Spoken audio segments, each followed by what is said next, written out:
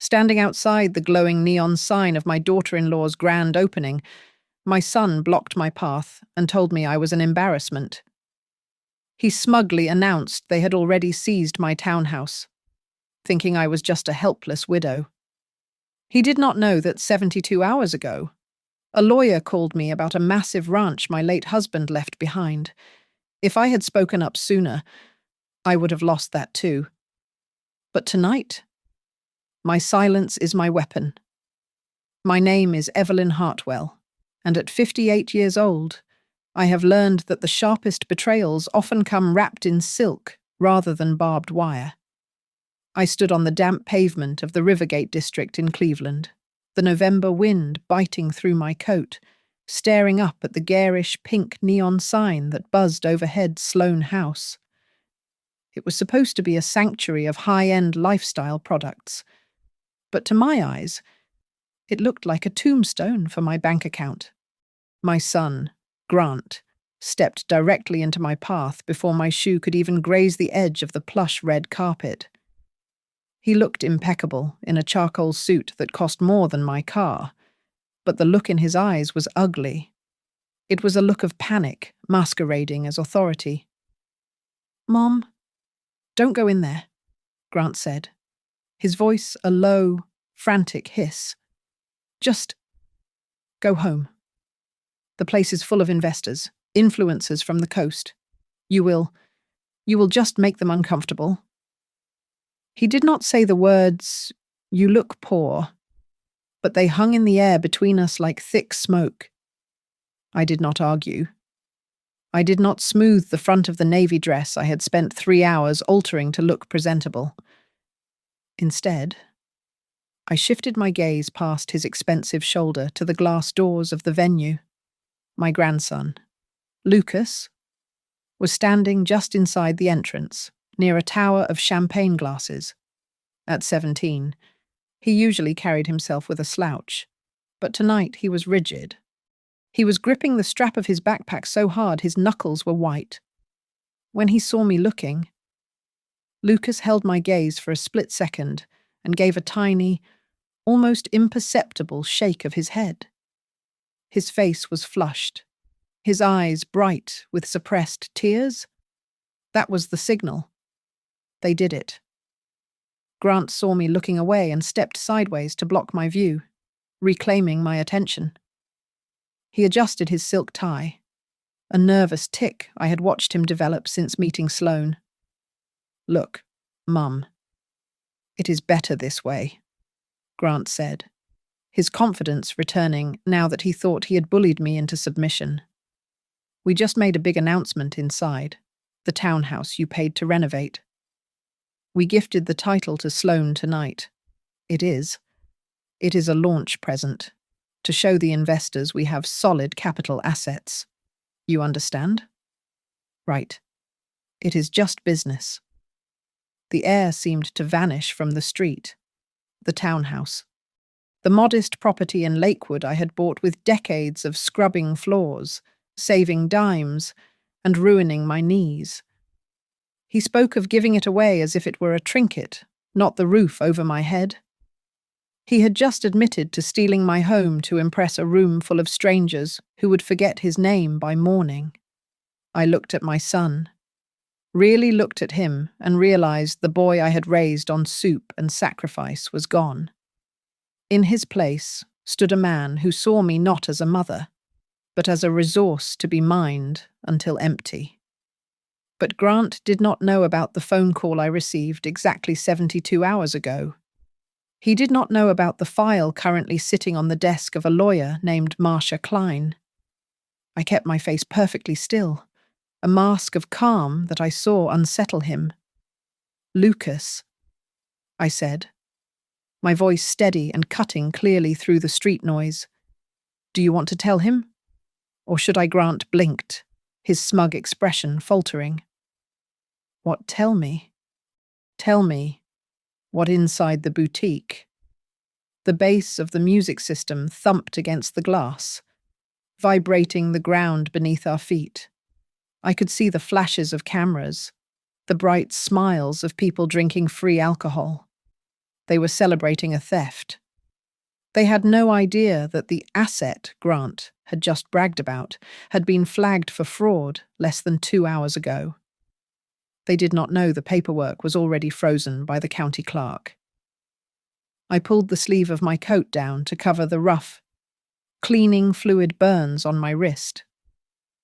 I thought about the secret I had carried for weeks, the one thing that could have changed all our lives. If I had opened my mouth, if I had been the weak, doting mother he thought I was, I would have told him about the inheritance.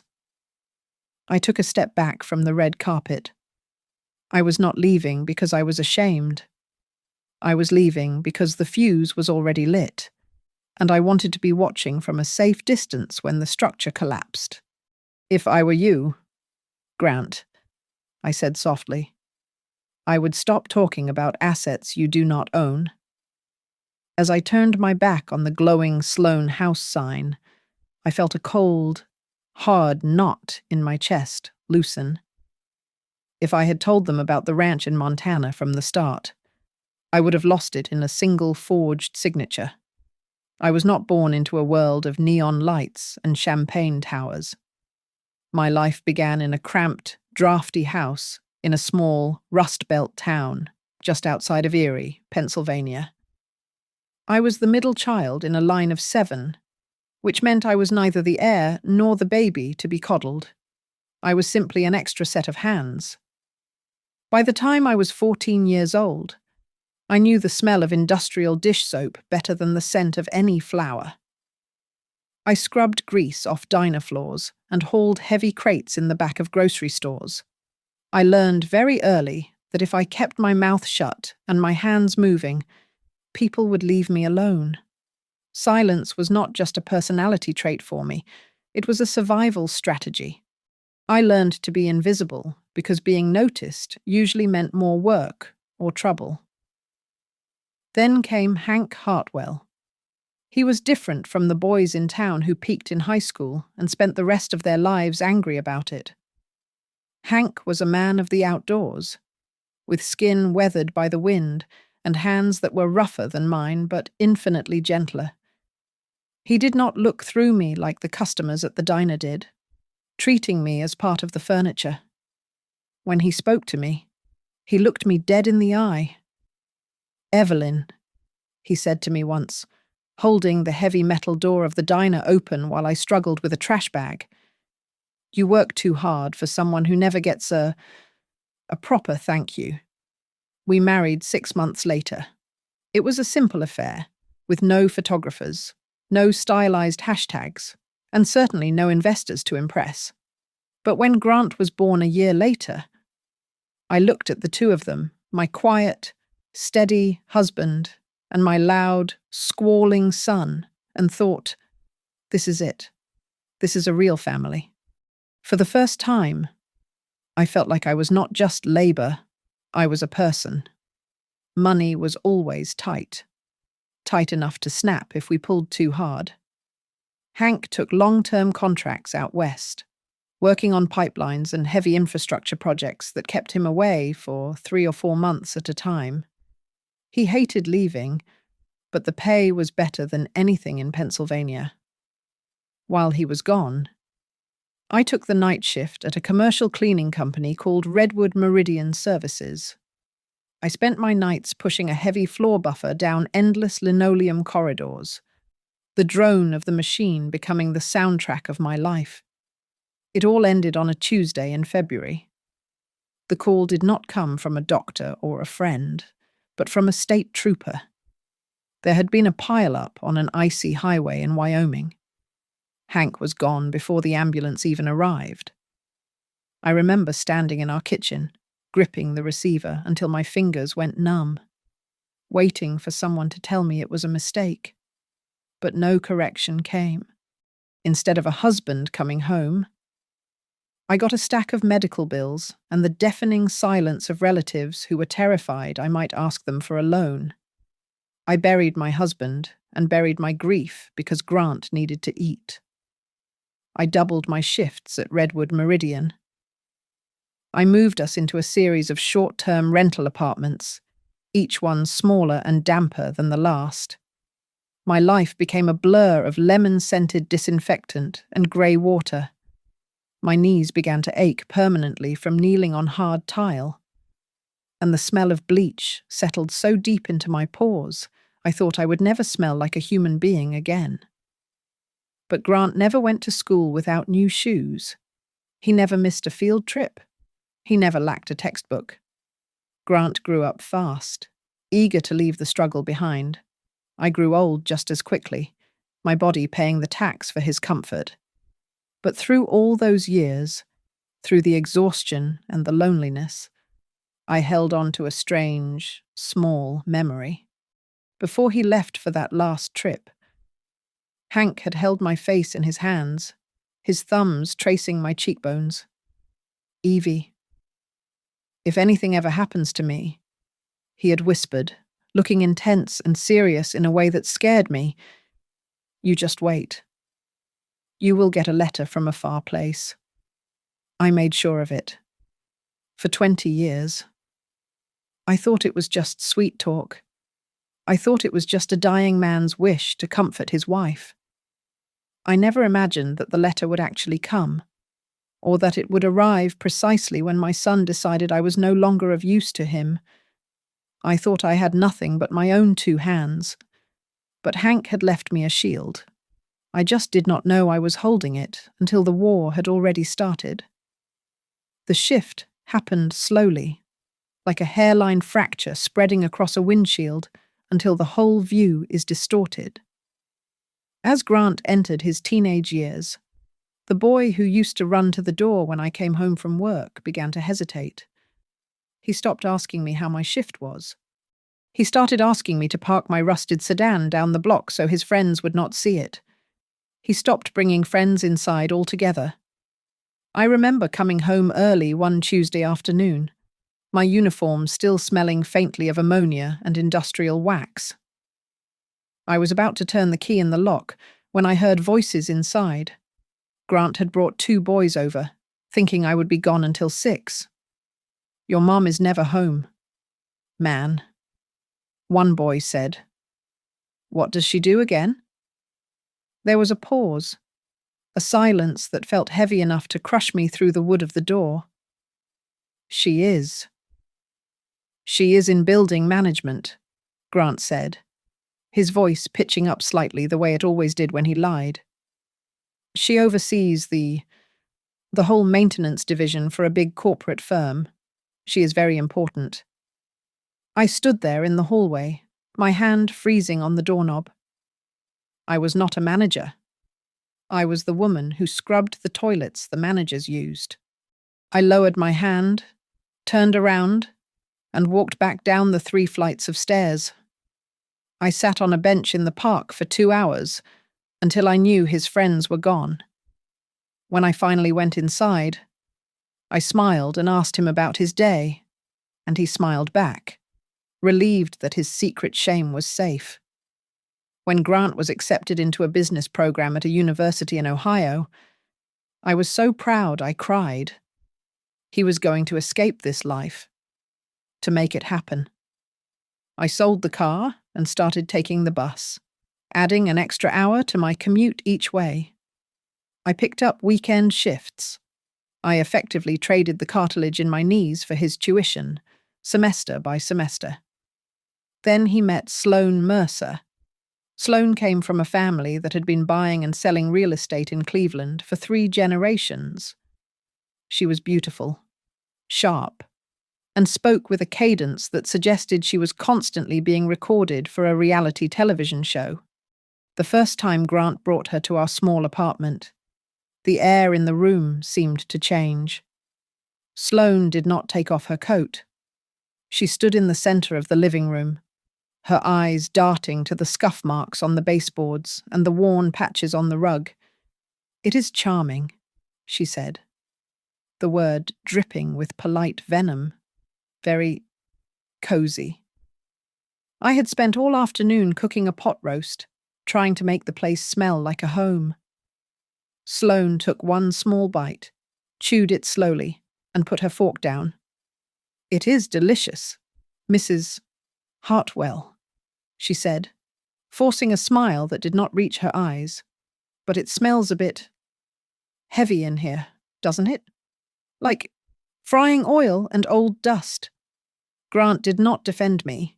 He just laughed, a nervous, hollow sound. Yeah, Mom needs to get the vents checked. It is an old building. Sloan. Not like your parents' place? After graduation, Grant changed. He stopped talking about hard work and started talking about optics, brand synergy, and networking. He began to view people as assets or liabilities, and it became painfully clear that a mother who cleaned floors for a living was a liability to the brand he was trying to build with Sloan. Despite the distance growing between us, I wanted to give him one last push. I wanted him to have the security I never had. I took my entire life savings, every dollar I had squeezed out of 20 years of night shifts, and combined it with a long-term loan to buy a small, fixer upper townhouse in Lakewood. It was meant to be his start, a foundation. I handed him the keys at a diner, expecting a hug, maybe a thank you. Grant stared at the keys sitting on the Formica table. He did not reach for them. He looked at me with narrowed eyes, suspicion clouding his face. "Mom?" he said, his voice low. Where did you get this kind of money? You didn't do anything illegal, did you? Because I cannot have that attached to my name right now. My heart cracked a little more. But I kept my face steady. I worked for it. Grant. Every penny. He took the keys then, sliding them into his pocket without a smile. Thanks. It will be a good flip project for me and Sloan. I nodded, sipping my cold coffee. I did not tell him that I had made a decision just that morning at the title office. I had kept the deed in my name. I told myself it was just until he settled down, until he proved he was a man who could stand on his own feet. The house stays in my name for now, I said quietly. Just until you are really settled. Grant rolled his eyes, checking his watch. Fine. Whatever makes you feel in control. Mum. He had no idea that simple decision to keep my name on a piece of paper would be the only thing standing between me and total ruin. The wedding of Grant and Sloan was less of a celebration and more of a merger acquisition. I sat at table 42. So far back I could almost feel the draft from the kitchen service doors. When guests drifted by, Sloan would introduce me with a tight, dismissive smile. "This is Evelyn?" "Grant's mom," she would say, leaving a pause where a description of my profession or my life should have been. Nobody mentioned the years I spent scrubbing floors to put the groom in that tuxedo. Nobody asked about the knees I ruined to pay for his degree. I just sat there, clutching my purse, thinking about Hank's promise of a letter from a far place. It had been years, and nothing had ever arrived. I realized then that Hank had probably just been delirious in his final moments, dreaming of a wealth we never had. I was alone, and I had nothing but my own 2 hands. Then came Lucas. My grandson was born into a world of curated chaos. Grant and Sloan were too busy building their family brand to actually be a family. Lucas was raised by a rotation of nannies, each one lasting about 6 months before Sloan fired them for vague infractions. He was never mistreated, not in the legal sense, but he was emotionally starved. He was a prop for their holiday photos, posed and filtered, then handed back to the help when the camera stopped flashing. When Lucas turned 12, he started taking the bus to my townhouse on weekends. He came because my house was quiet, and because I was the only person who looked him in the eye and asked a simple question. How are you really doing today? Lucas, by the time he was 17, Lucas was smarter than his parents gave him credit for. He had grown into a quiet, observant young man who saw everything from the corners of rooms. And one Tuesday afternoon, he came to my house not for cookies, but with a look of terrified urgency. He sat at my kitchen table, his leg bouncing nervously. "Grandma, I think they are trying to take the house off your name." "Fast," he said, his voice cracking. I frowned, wiping my hands on a dish towel. "What do you mean?" "Lucas, the deed is in my name. They cannot just take it. I saw papers on Dad's desk last night," Lucas whispered, leaning in as if the walls were listening. It was a proposal for refinancing, a cash-out refinance on the townhouse. But they cannot refinance a house they do not own. Right. Unless they are planning to own it by Friday. A cold chill ran down my spine, sharper than the winter wind. I went to my laptop and logged into my credit monitoring service, a habit I had kept since the days of dodging bill collectors. My hands trembled as I clicked through the history.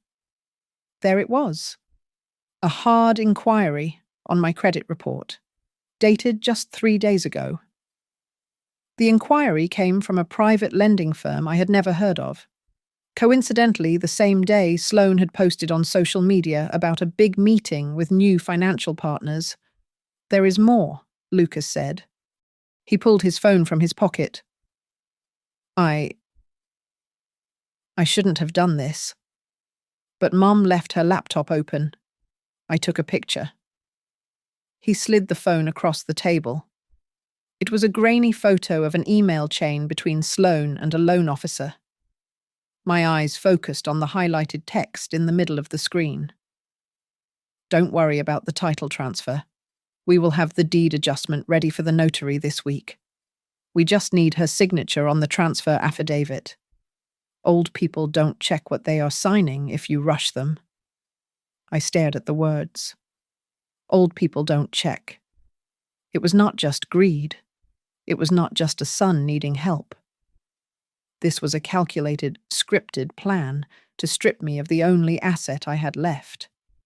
They were counting on me being a confused, trusting old woman. They were banking on my love being their getaway car. I looked up at Lucas, and for the first time in years, the exhaustion left my body, replaced by a cold, sharp clarity. "Send that photo to my email." "Lucas?" I said, my voice steady. "And then delete it from your phone." "Grandma, what are you going to do?" he asked, his eyes wide. "I am going to check," I said. "I am going to check everything." I did not waste time crying over spilled milk or betrayed trust. Tears do not sign affidavits, and they certainly do not stop thieves. I called my second cousin, Dale Hartwell, a man who had spent 30 years working for the Postal Service and knew the name of every reputable professional in 3 counties. Within 2 hours. I was sitting across from Marcia Klein, a real estate attorney with eyes like a hawk and a desk buried under stacks of foreclosure files. Marcia reviewed the deed to my townhouse, tapping a manicured fingernail against the paper. "The house is yours." "Evelyn," Marcia said, looking over her reading glasses. "Legally, you are the sole owner, but in this digital age, possession is 9/10 of the law, and a digital signature is the other 1/10. Electronic fraud is rampant. Mobile notaries, remote closings. It is the Wild West out there." She advised me to set up a property fraud alert at the county recorder's office. I went straight there from her office. I filled out the forms to lock down my title, requiring that any request to change the deed or record a lien be flagged and verified with me directly, in person, with photo identification. It was a digital deadbolt, and I turned the key. That night, I bought a thick, bound notebook. I sat at my kitchen table and began to log everything. Tuesday, 3 o'clock in the afternoon. Call to Marcia. Wednesday, 9 in the morning, notification from credit bureau. I was not doing this out of spite. I was doing it to survive. I had spent 40 years cleaning up other people's messes, and I knew that if you did not document the dirt, people would claim it was never there. 2 days later, the predator changed her tactics. Sloane called me, her voice dripping with a sweetness that made my stomach turn. "Mum," she chirped, "I feel like we haven't hung out in ages. Just girls. Let me take you to tea. Maybe a spa day before the big launch. You deserve to be pampered." I accepted the tea invitation, not because I wanted to see her, but because I needed to see how far she would go. We met at a trendy cafe in downtown Lakewood. Sloane ordered a matcha latte and barely touched it. She spent 20 minutes talking about the stress of the opening, the pressure of being a female founder. Then, she leaned in, her eyes wide and pleading. "You know, Grant and I just want the best for the family," Sloane said, lowering her voice to a conspiratorial whisper. "We are looking at colleges for Lucas.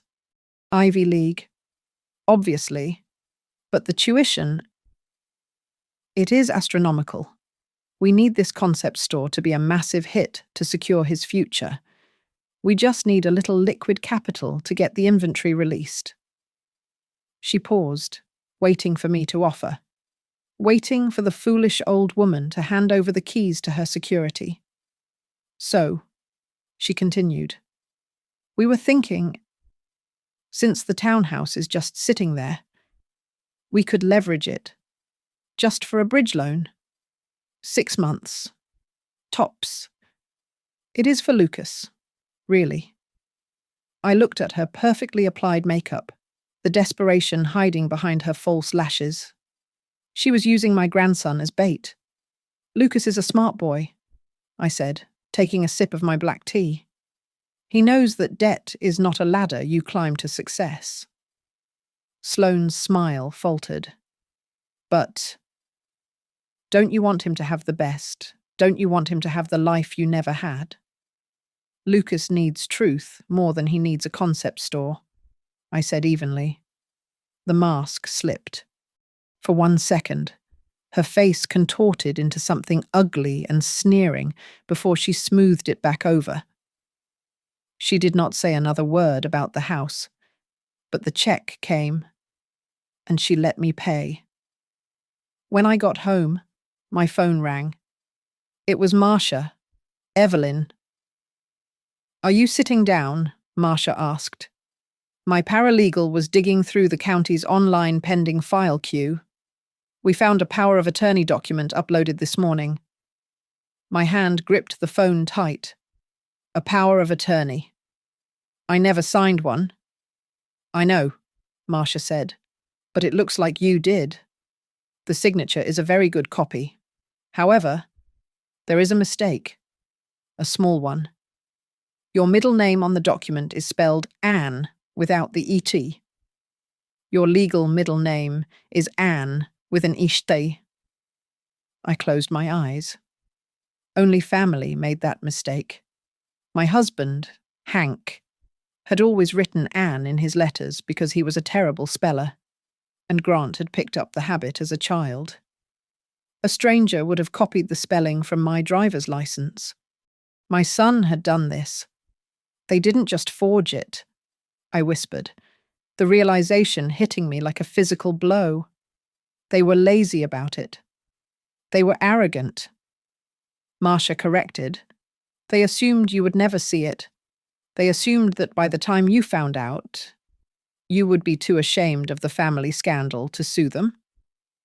I hung up the phone and opened my notebook. I wrote down the date and the time. Attempted power of attorney filed. Spelling error, Anne. They were counting on my silence, They were counting on my fear of shame. But they had forgotten that when you have scrubbed floors for a living, you are not afraid of a little dirt. You just make sure you have the right tools to clean it up. Grant appeared at my door on a Tuesday evening, unaccompanied by his wife. He wore a cashmere sweater and a smile that did not quite reach his eyes. The kind of expression a wolf might wear if it were trying to convince a sheep to open the gate. He declined the coffee I offered and stood in the center of the living room, looking around at the walls I had painted and the floors I had refinished. "Mum, listen," Grant started, his voice soft and practiced. "Now that I have a family, a real future to build, we need to streamline things. Having the townhouse in your name, it is just messy. It creates legal hurdles for us." I sat in my armchair, keeping my back straight. Hurdles or safeguards? Grant sighed, running a hand through his hair. "Mum, don't be difficult. I have papers in the car. If we transfer the title to Sloan and me, we can bundle our assets. It helps with the business valuation. We will still let you live here, obviously." "You mean you intend to use my home as collateral?" I said, my voice flat. "You want to mortgage the only thing I own to fund a store that hasn't sold a single candle yet?" Grant laughed, a short, dismissive sound. "It is called financial leverage.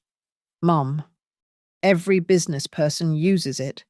It is how wealth is built." "I want to read the papers," I said. "Leave them here. I will have them reviewed." The air in the room changed instantly. The soft, dutiful son vanished, and the desperate, arrogant man took his place. Grant's face flushed a deep, ugly red. "Review them?" Grant snapped. "Mum? Be serious? You honestly think you would understand a complex asset transfer? You have cleaned floors your whole life. You scrubbed toilets for minimum wage. You don't analyze contracts. You clean up after the people who write them." The silence that followed was absolute. I felt the insult land like a slap, but I did not flinch. I had cleaned those floors to buy his textbooks. I had scrubbed those toilets to pay for the braces on his teeth. From the hallway, a voice cracked through the tension. "Dad, stop it. Don't say that to her." Lucas was standing by the stairs, his backpack sliding off his shoulder. He looked at his father with wide, horrified eyes. Grant spun around, looking at his son not with shame, but with the cold fury of a general whose soldier had just defected. "Go to your room." "Lucas," Grant hissed, "this is adult business." Grant stormed out a moment later, slamming the door hard enough to rattle the window panes. 5 minutes later, my phone buzzed. It was a text from Sloan. It read like a press release. "Family is a team. In a team, everyone plays their role. Those who don't cooperate are sabotaging the mission. Don't be the weak link. Evelyn." I went to my computer to log the incident in my notebook. That was when I saw the email notification. A confirmation for a mobile notary appointment had been booked for the following Thursday at 2:00 in the afternoon.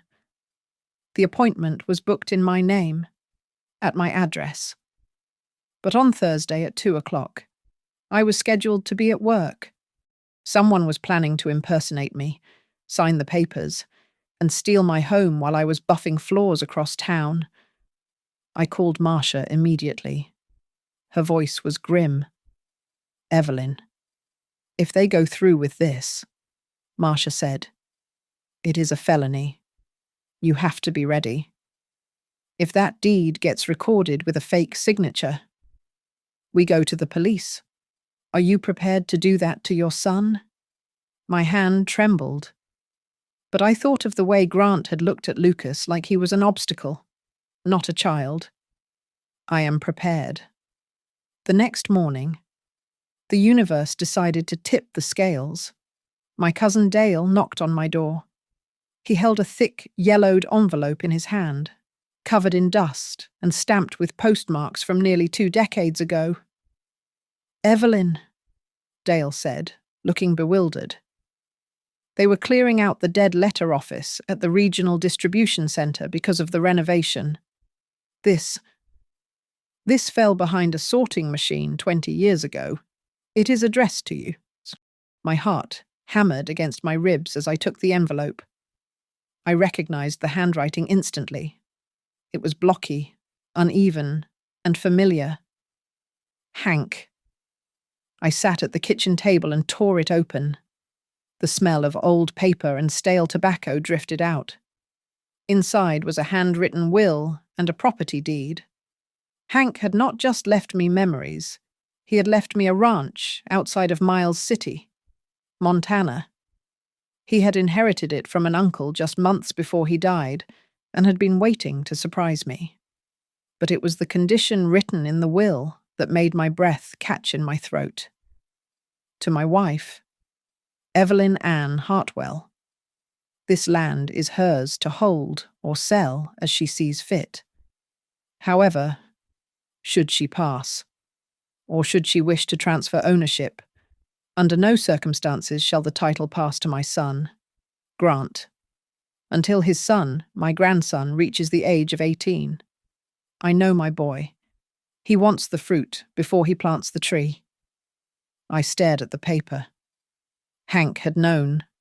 Even back then, he had seen the greed growing in our son. And now, this piece of paper was not just an inheritance. It was a weapon. Lucas was 17. If Grant knew about this ranch, he would lose his mind trying to get it. But he could not touch it. Not yet. And if I played my cards right, he never would. For a long time. I sat at my kitchen table, staring at the faded ink of Hank's signature. The silence in the room felt different now. It was no longer the quiet of a lonely widow. It was the heavy, pregnant silence of a life pivoting on a single axis. I had spent nearly 20 years believing my husband had left me with nothing but memories and a few flannel shirts. I had scrubbed floors until my hands bled, believing that was my only lot in life. But Hank had kept his word. He had sent me a letter from a far place. The world had simply delayed its delivery. My hands trembled as I dialed the number listed on the letterhead for the ranch management office. I expected a disconnect tone, or perhaps a confused stranger. Instead, after 3 rings, a woman's voice answered. It was a voice like dried leather and sagebrush, rough but steady. Circle H Ranch. Nora Whitlock speaking, the voice said. Mrs. Whitlock. I started, my throat tight. My name is Evelyn Hartwell. My husband was Hank Hartwell. There was a long pause on the other end, followed by the sound of a chair scraping against a wooden floor. Well, I will be damned, Nora said, her tone shifting from professional to stunned. We have been holding funds in the operating trust for nearly 2 decades. Mrs. Hartwell. We sent letters. We sent tax documents. Everything came back as undeliverable. We assumed the family had died out or just didn't want the land. I listened in a daze as she explained. The ranch was not just a patch of dirt. It was an active cattle operation. Nora had been managing the grazing leases, banking the profits into a holding account that had been frozen pending owner contact. Because I had moved so many times after Hank died chasing cheaper rent, running from debt, the mail had never found me. And Mrs. Whitlock, Nora added, her voice dropping lower. You called at a hell of a time. We have a representative from an energy consortium poking around. They want to run a pipeline across the north 40 acres. The offer for the easement rights alone is substantial. If you sign, the value of this land is going to triple overnight. I hung up the phone and felt the room spin. I was not just the owner of a townhouse in Lakewood. I was the owner of a legacy in Montana worth more than Grant could earn in 10 lifetimes of his pretend business deals. But then the fear set in. If Grant and Sloan knew about this, if they knew there was a ranch, a pipeline deal, a trust fund full of accumulated lease payments, they would not just try to steal my townhouse. They would consume me. They would declare me incompetent, lock me away in a home, and take power of attorney by force. And the condition in the will that Grant could not touch it until Lucas was 18 made me the only obstacle standing between them and a fortune. I looked up to see Lucas standing in the doorway. He had heard the conversation. He looked at the papers on the table, then at me. "Grandma," Lucas said, his voice shaking. "You cannot tell them. Please. Promise me.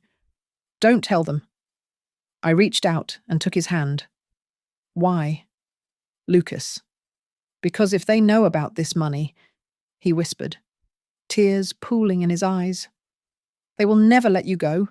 They will eat you alive. And I don't want them to win. Not like this." It was the first time I saw him not as a child caught in the middle, but as a man making a moral choice. He was protecting me. My phone buzzed, breaking the moment. It was Marcia. "Evelyn." "We traced the digital footprint," Marcia said, her voice sharp with victory. The IP address used to upload that fake power of attorney document didn't come from a residential connection. It came from a secured network at a place called the Marble Desk. It is a co-working space downtown. I closed my eyes. I knew that place. Sloan posted photos from there almost every day, captioning them with hashtags about grinding and building the empire. She had forged my signature from her trendy office, probably while sipping an oat milk latte, confident that I was too simple to understand what an IP address was. "Do you want to file the police report now?" Marcia asked. "We have enough to arrest her for fraud." I looked at the ranch deed, then at my grandson. I thought about the grand opening of Sloan House that was scheduled for tomorrow night. I thought about the investors, the influencers, the cameras. "No," I said, my voice hardening into something cold and final. "Not yet. If we arrest her now, they will spin it. They will say it was a misunderstanding, a family dispute. I want them to deny it. I want them to lie about it in public." "Evelyn," Marcia warned, "that is risky. They invited me to the opening." "Marcia," I said, "I think it is time I accepted the invitation. I will let them walk into the light. And then I will close the door." The countdown to the destruction of my son's carefully constructed facade began with a barrage of notifications on my phone. Sloan was everywhere. She was live streaming from the venue, her face filtered to perfection, talking about the grit and determination it took to be a female founder. She had hung a banner outside the storefront that read, "Self-made," a phrase that made bile rise in my throat. She was selling a story of independence while standing on a foundation built from my stolen labor. Grant called me at 10 in the morning, his voice pitched high with a frantic sort of cheerfulness. "Mum, you are coming tonight." "Right," Grant asked, the desperation leaking through the speaker. "We really want you there. We want to start over. Put all that unpleasantness about the house behind us. We are a family, after all." I held the phone away from my ear, looking at it like it was a poisonous snake. He was rushing. He was talking too fast. "I will be there, Grant," I said calmly. I wouldn't miss it for the world. He did not know that his son had already briefed me on the reality of the situation. Lucas had stopped by before school, his face pale. "They got an advance. Grandma," Lucas had whispered, refusing to take off his coat. $50,000 from a private lender. Dad told his friends last night that the title transfer was already done. He said the townhouse is legally theirs as of this morning. I went straight to Marcia's office. She was already waiting for me, a grim expression on her face and a stack of papers on her desk. "They filed it," Marcia said, sliding a photocopy across the mahogany surface. "A quitclaim deed, transferring the property from Evelyn Ann Hartwell to Grant and Sloane Hartwell. It was recorded electronically at 9 o'clock this morning. I looked at the signature at the bottom. It was my name. It looked like my hand. But it was not my ink. Look at the letter T," Marcia pointed out. "You cross your T's with a sharp, upward slash. This one is flat. It is a copy-paste job from a birthday card or an old check. It is a high-quality forgery, but it is still a forgery. And the notary I asked? That is the best part," Marcia said, her eyes cold. "The notary stamp belongs to a man named David Ross in Ohio. But the real David Ross died 3 years ago. The license number was stolen. This isn't just property fraud. Evelyn, this is identity theft, wire fraud, and forgery. They didn't just cross a line. They sprinted over a cliff." I handed over my time cards from work and the security footage my supervisor had burned onto a drive for me. At 9 o'clock that morning, when I was allegedly signing my home away in front of a ghost notary, I was clearly visible on camera buffing the floors of the downtown library. I had the perfect alibi. I was doing the work my son was too ashamed to acknowledge. Marcia picked up her phone. "I am calling the county clerk and the fraud division at the lender's office. We are placing an immediate freeze on the title and issuing a stop order on that $50,000 advance. When they swipe their card tonight to pay the caterers, it is going to decline." I went home and opened my closet. I pushed aside the grey work uniforms and the sensible slacks. In the back, covered in plastic, was an ivory dress I had worn to a cousin's wedding 10 years ago. It was old, but the fabric was good silk, and it fit me perfectly. I spent an hour fixing my hair, pinning it up in a way that showed the sharp line of my jaw. I applied lipstick for the first time in months. I was not going to walk into that party looking like the poor, confused mother they wanted me to be. I was not going to look like the help who had wandered in by mistake. I was going to walk in looking like the owner of the house. As I checked my reflection in the mirror, I touched the locket around my neck. I did not need to mention the ranch. I did not need to tell them about the millions of dollars in Montana or the pipeline deal.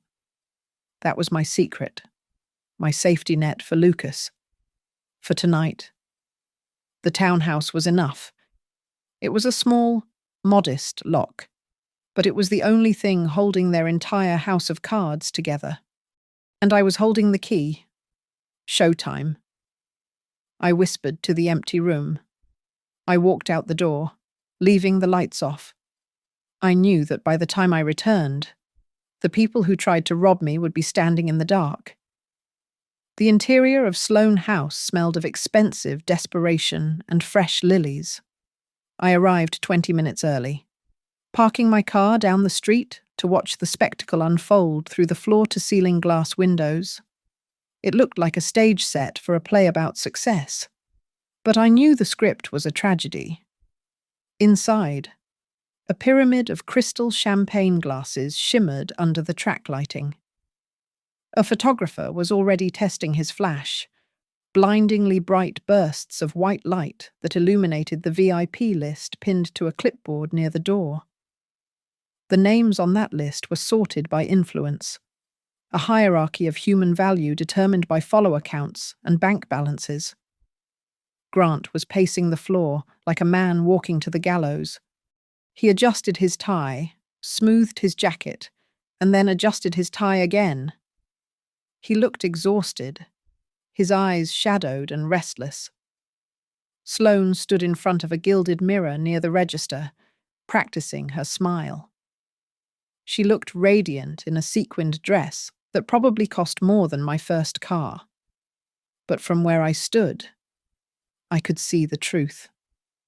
Her hands were shaking. She gripped her phone so tightly I thought the screen might crack, constantly refreshing her feed as if looking for a lifeline. My grandson, Lucas, was there too. He stood pressed into a corner near a display of organic linen throws, looking like he wanted to dissolve into the drywall. He was not checking his phone or drinking the sparkling cider. He was watching the door, his eyes darting between his parents and the street. He looked terrified, not for himself, but for me. He thought I was walking into an ambush, unaware that I was the one bringing the artillery. Then, the atmosphere shifted. A sleek black sedan pulled up to the curb. But it was not a guest. It was too early for the investors. A man in a dark suit stepped out, carrying a thick leather portfolio. Right behind him, a white county vehicle parked with aggressive precision. I watched through the glass as the music inside continued to thump an upbeat, synthesized rhythm that felt increasingly grotesque. The staff, young women in matching beige aprons, froze as the men in suits pushed through the glass doors. There was a strange, sudden silence in the room, a visual gap where the laughter should have been. The music was still playing, but nobody was moving. The man in the dark suit walked straight to Sloane. He did not smile. He did not take a glass of champagne. He simply extended his hand and offered her a thick manila envelope. Sloane took it. Her perfect, practiced smile vanished instantly, replaced by a mask of shock. Her face went pale, the color draining away so fast she looked like a wax figure. Grant rushed over, his social grin plastered on his face, but his jaw was so tight I could see the muscles jumping. He said something to the man, gesturing wildly at the door, trying to shepherd him out of sight before the real guests arrived. "You cannot do this now," I imagined him hissing, though I could not hear him through the glass. But the universe has a wicked sense of humor. At that exact moment, one of the salesgirls tapped the screen of the sleek, white point-of-sale system on the counter. She frowned, tapped it again, and then looked up at Grant with panic in her eyes. The screen had turned a bright, angry red. The remote kill switch on the merchant account had been activated. The accounts were frozen. The beautiful modern technology that Sloane was so proud of had just become a digital noose. The county official began to move through the store with efficient, terrifying speed. He pulled a roll of orange tape from his pocket. He slapped a sticker onto the main display case, then another on a stack of imported silk scarves. Legal hold, seizure.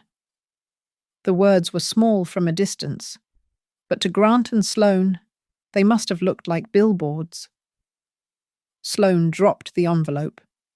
She looked around the room, her eyes wide and frantic, realizing that the castle she had built on my back was dissolving into sand. Outside, the first luxury car of the evening turned the corner. A silver Bentley slowed down, looking for the valet. The guests were arriving, the investors, the influencers, the people Grant had sold his soul to impress. They were all here, inside the store. The panic was absolute. Grant looked toward the window and saw me standing on the sidewalk. For a second, he just stared, and I saw the realization hit him. The old woman had not just stayed home. She had arrived to collect. The Bentley door opened, and a woman in faux fur stepped out, flashing a smile at the paparazzi. Inside, the truth was standing up straight, shaking off the dust and preparing to scream. I smoothed my ivory dress, took a deep breath of the cold night air, and started walking toward the entrance.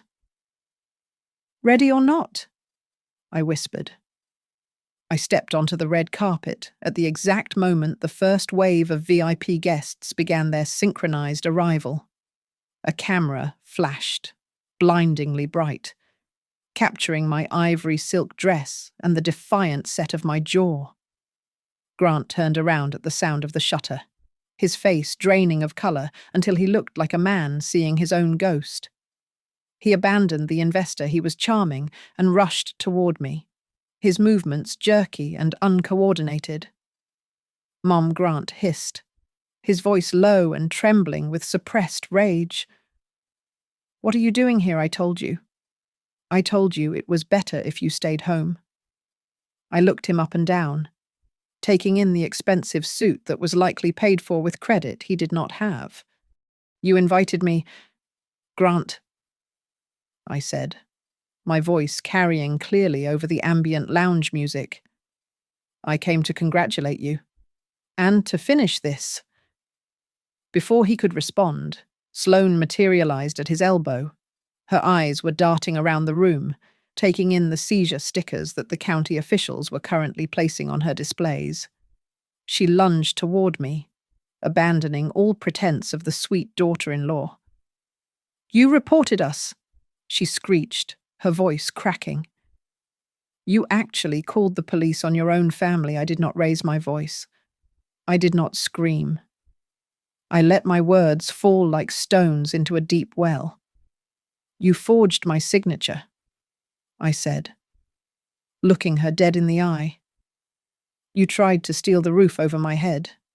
You took my home and used it as gambling chips in a casino I never agreed to enter." The murmur of the crowd died down. The music seemed to fade into the background as the investors and influencers turned their attention from the champagne tower to the real drama unfolding at the entrance. The county official stepped forward, holding a clipboard against his chest. He addressed the room with the dry, flat tone of a bureaucrat who had seen it all. "Ladies and gentlemen, I apologize for the interruption," he announced. "But this commercial lease and the assets within are being secured pending a criminal investigation into title fraud and identity theft. All accounts associated with Mr. and Mrs. Hartwell are currently frozen." Grant laughed, a high, hysterical sound that made everyone uncomfortable. He threw his hands up, trying to corral the guests who were already backing away. No, listen." "Everyone," Grant shouted, sweat beading on his forehead. This is a complex family misunderstanding. My mother is confused. She is elderly. She doesn't understand how modern financing works." I stepped past him, facing the crowd of people holding their phones up. "If anyone is planning to invest here tonight," I said, projecting my voice to the back of the room, "you should consider your options carefully. The foundation of this business is built on fake paper and a forged signature." "Shut up," Grant snapped, grabbing my arm. "Mum, stop it. Let her go." The voice was young, but it was steady.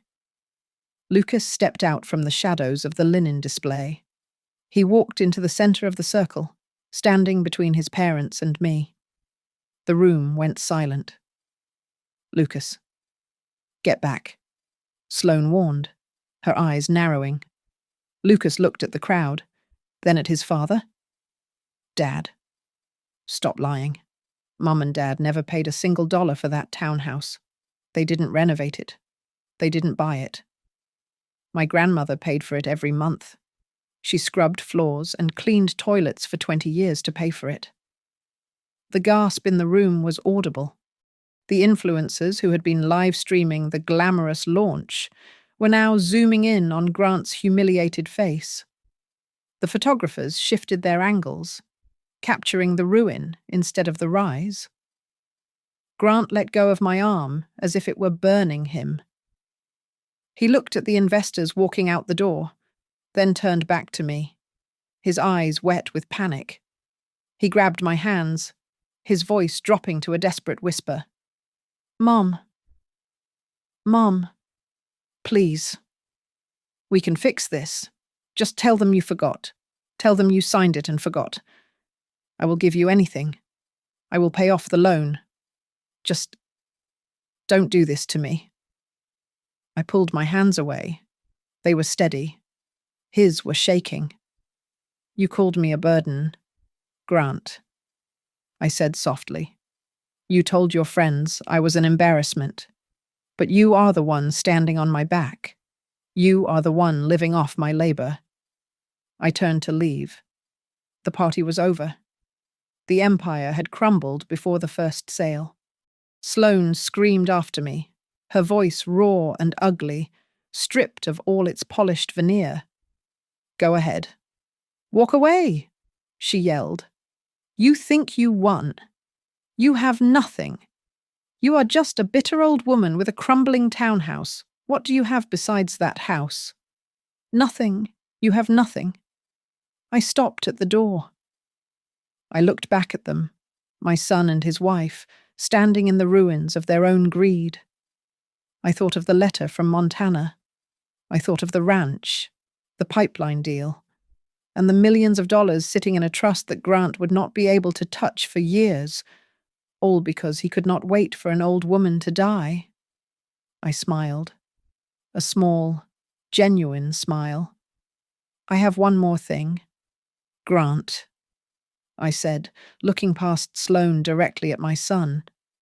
Something you do not know about, and thanks to the fact that you were too greedy too soon, you will never, ever touch it. I walked out into the night air, leaving them to the silence of their own making. Thank you so much for listening to my story. I would love to know where you are tuning in from. So please drop your location in the comments below. It is always amazing to see how far these stories travel. If you enjoyed this, please make sure to subscribe to Grandma's Family Diary, smash that like button, and hit the hype button to help this story reach even more people. Your support means the world to me.